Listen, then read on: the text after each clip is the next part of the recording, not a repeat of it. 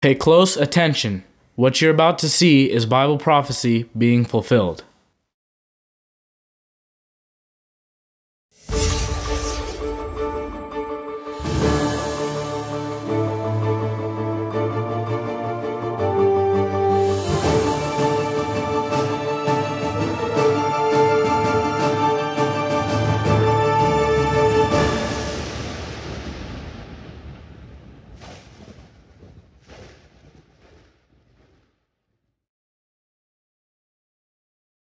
Welcome to another edition of YPN News, bringing you news as it relates to Bible prophecy and foretold by Yisrael Hawkins. We have some interesting articles that we're going to cover today in regards to the continuing crisis that is taking place in and around the Great River Euphrates, as well as some pretty drastic diseases that have kind of come back to rear their ugly heads, but not like before, in a more intense version.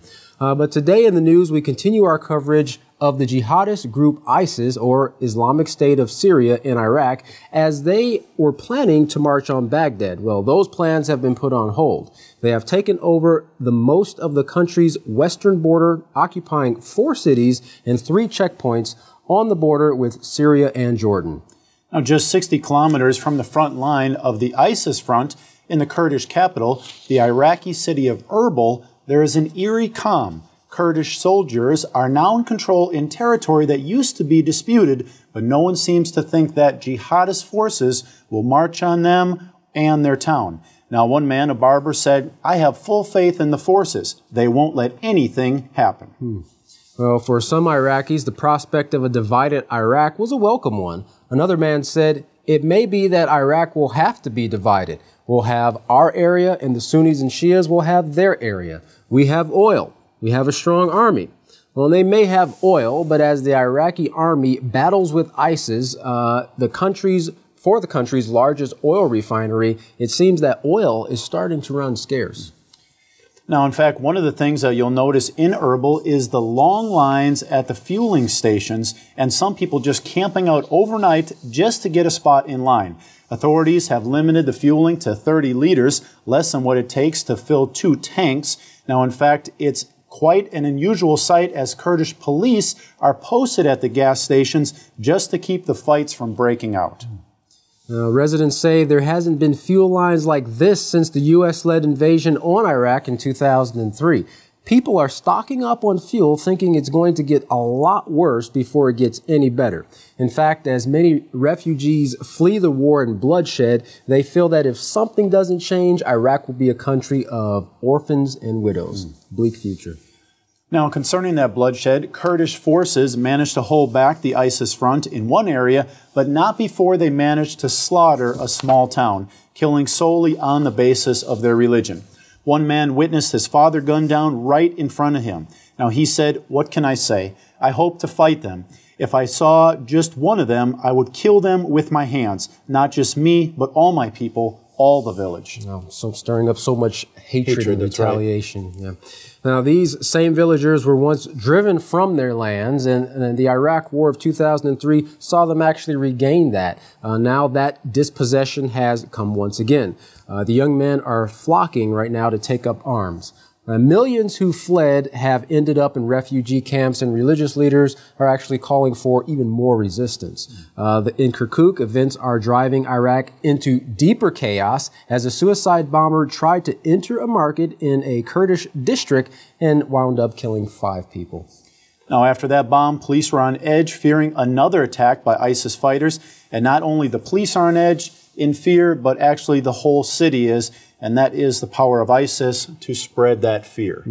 Oh, wow.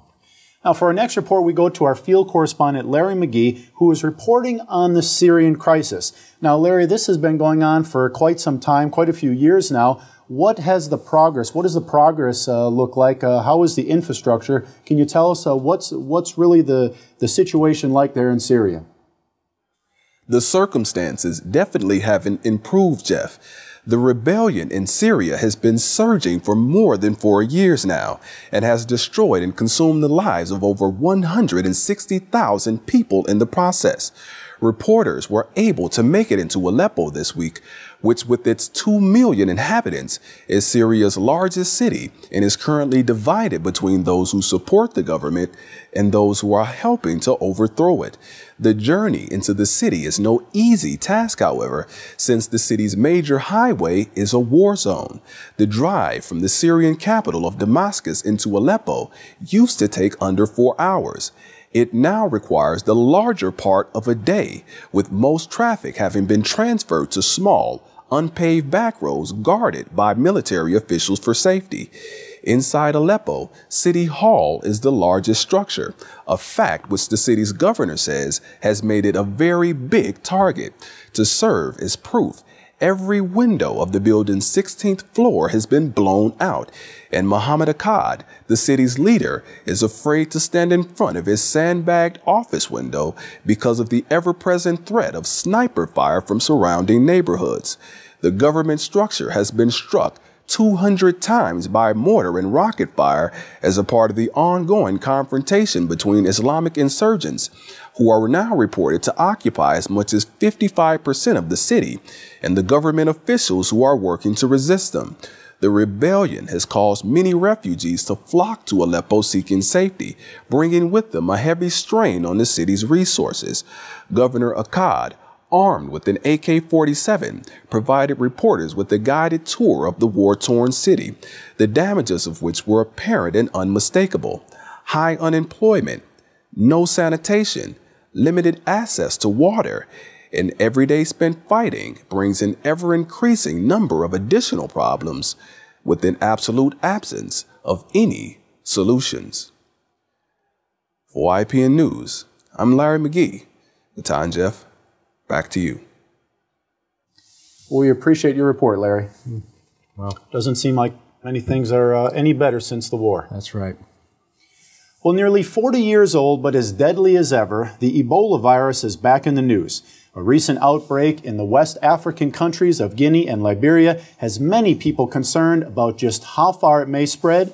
Now, this outbreak has killed 88 people so far, and the worry is it could get a lot worse. Right, doctors in Guinea are dealing with the most aggressive strain of the virus, with only 1 out of 10 victims surviving. In an interview with CBS News, epidemiologist Michelle Van Air says they're facing an epidemic on an unprecedented scale, not in numbers of victims, but because the cases are so spread out in Guinea and across its borders. The only way to stop the Ebola is to find and isolate everyone who's come into contact with it, but I'm sure it's going to be a very big job. Now, Ebola is a terrifying virus, highly infectious, quick to kill, with no vaccine and no cure. Symptoms of the virus include vomiting, diarrhea, bleeding, and eventually organ failure. Now, although aid groups have been setting up quarantine clinics, the public is both suspicious and scared. Ebola is spread through bodily fluids. However, people in the area are so scared they've even stopped shaking hands. Better safe than sorry. Now, with the word of quarantine beginning to spread, people have been trying to escape and get away from the clutches of authorities, which in turn may contribute to the spread of the virus in case they may themselves actually be carriers and not know it. Quarantine, however, isn't the only thing that is being done to prevent the disease from growing.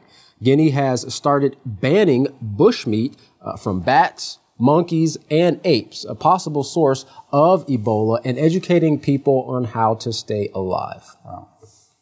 Well, in other news, Russia slammed a panel of UN experts for releasing a report that accuses Iran of bypassing the Security Council sanctions regime. Now, Moscow has warned that such efforts will make it more difficult to reach a final nuclear deal with Tehran over its nuclear energy program. And lastly, today, Ukraine has entered a trade agreement with the European Union, the very deal that started events that saw the previous administration toppled and ultimately led to the ongoing bloody standoff in the country's east. President Petro Poroshenko signed the pact in Brussels and says that he believes this is the way to carry out the will of the nations. Now, Patrick Young, an expert in global financial markets, says Ukraine, which last year was in a catastrophic position had it signed a free trade association, this year is going to associate with the European Union at a point when it's on the brink already of economic disaster. So even worse off now. That's right. He's saying if they were bad last year, this year is even worse. Wow. Now, this is a catastrophic move for the Ukrainian economy, Young stated. The only winners out of this are a few sadly deluded egos, whether they're in Brussels or whether in Washington, who believe somehow or other they've achieved a great geopolitical victory. Now, Patrick Young continued, for the people of Ukraine, there are no jobs to be had here. There's only going to be job losses. There is no economic growth to be had by suddenly having Western European goods dumped at low cost onto your marketplace. This deal is a disaster, he said. It's a very, very tragic day for the people of Ukraine who want to improve their economic opportunities. Wow. Well, as we can see from just a few news articles today, the world is in no short supply of problems, but what's desperately needed is some real concrete back-to-basic type answers to these issues. Now, over the years, we've shown how Yisrael Hawkins has been ahead of all different fields of study, from science and medical to economic and even the military. Yisrael Hawkins has the answers to all the problems mankind faces today. Now, in his 80th year of life, Yisrael Hawkins has devoted himself to educating others in scriptural wisdom and moral education.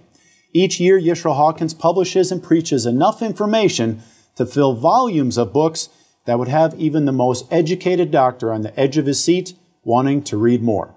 Now, you can contact the House of Yahweh today and request your free copy of the Prophetic Word magazine and monthly newsletter and see for yourself. Now, you can do so by contacting the House of Yahweh at P.O. Box 2498, Abilene, Texas 79604.